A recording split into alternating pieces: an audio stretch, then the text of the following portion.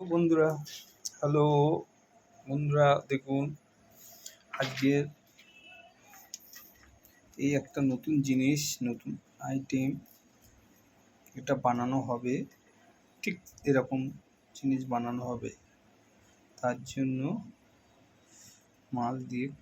নতুন মাল দিয়ে করতে হবে। তার জন্য এই যে রেডি করছে, চলুন দেখা যাক। পরবর্তী এইটা দিয়ে এইটা থেকে বানানো হবে, এইটা থেকে এরকম কেটে কেটে বানানো হবে, এইটা থেকে কেটে কেটে বানানো হবে। চলুন দেখুন বন্ধুরা, কাটা হচ্ছে এটা, এই যে কাটা হচ্ছে।